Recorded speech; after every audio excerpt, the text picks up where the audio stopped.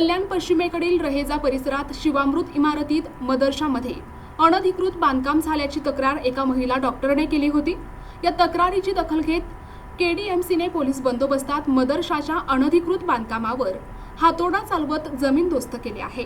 कल्याण रहेजा कॉम्प्लेक्समध्ये मदरशामध्ये अनधिकृत बांधकाम करण्यात आले। एका रहिवासी इमारतीच्या तळमजल्यावर हा मदरसा इमारतीच्या बांधकामात बदल करून उभारण्यात आला। कल्याण डोंबिवली महापालिकेकडे या संदर्भात एका महिला डॉक्टरने तक्रार केली। या तक्रारीनंतर कल्याण डोंबिवली महानगरपालिकेकडून तोडक कारवाईला सुरुवात करण्यात आली। कारवाई दरम्यान तणावाचे वातावरण निर्माण झाले। स्थानिक रहिवाशांनी केडीएमसी अधिकाऱ्यांना बांधकाम पाडल्यासंदर्भात जाब विचारण्याचा प्रयत्न केला। यावेळी पोलिसांनी मध्यस्थी करत वातावरण शांत केले। एनटीव्ही न्यूज मराठी, कल्याण, ठाणे।